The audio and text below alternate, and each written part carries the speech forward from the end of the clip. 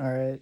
So this episode was going to be about um, self-sustainability, and it's kind of going to intro into that. Not sure if I'm going to do a part to the next episode, um, or if I'll include all that in here. So I think it's important, and it is a great spot to be in right now for myself. Is I came back to visit the home I grew up in because my family still lives there. And for this episode, I'm going to be going over kind of the mentality to have in understanding our modern existence and family, and how you can kind of position yourself to and your family to prosper and grow your own kingdom per se. And just to kind of understand what that is we're all members of bigger societies, but when you go down to like the root of it, what it comes to is we're each, every person who exists needs to understand that it is amazing that you're alive, and we're all, from humans to any living thing, even plants and everything. It's amazing that what currently exists and the lineage that it had to go through in order to still be present today. So to kind of put that into perspective, it doesn't matter who you are, where you came from, or whatever, but you're existing now. And what that really means is you go back and you think somebody, birthed you.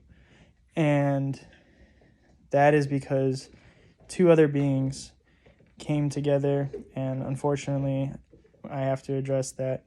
It's not always voluntary, although our now understanding is that it should always be voluntary to do this. But what two beings do is they come together, except for some things that exist that can separate themselves or produce their own offspring through like a duplication process. Is the easiest way to kind of describe it. However, it's more common that we see two beings come together and create new life. And that seems like a very simple concept, but then you start to take that back. So we use words like grandparents and great-grandparents to kind of understand that. And then it gets almost too complex to use lineage in a family sense for a lot of beings, because the culture at that point isn't recorded. At least in the past, it hasn't been recorded as well as it can be now, and in the future it will become better and better, and it'll be easier for people to kind of see their lineage and see how their family spreads and all that. But without going too deep into that now, the concept that I want us to kind of grasp is that lineage just keeps going back. It keeps going back, and as it goes back, I'm using humans or earthlings as the example for this.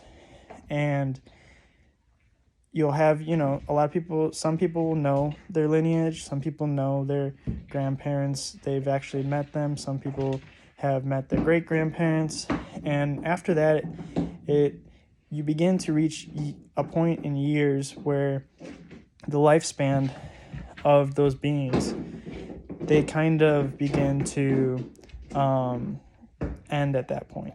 So for most people, if you're looking at your lineage being recorded through verbal communication, it doesn't go much further than that for a lot of people. So in order to reach back, you need some sort of recording device, whether it be oral, like it is for a lot of cultures. Their lineage and what it comes down to is like their culture developed, and you have stories that come from that, and those stories are either written usually or told through stories, a verbal story that is passed on down through generations and generations. However, if we look at that through without recording the lineage, we can look at the lineage through ourselves, and we realize that we are all coming from something. And when you look at population growth of a species like humans, you see, and America is the development of humans in America is an extraordinary way in a modern society that we can look back a few hundred years and see the expansion in one geographic area of a combined culture of many different people from all over the planet. And even if you go back before that and you look at native people from whatever lands they may be in, it's incredible to see. And that at that point you start to get to tribal, which tribal is a society that is mostly based off of family values, and the structure isn't often as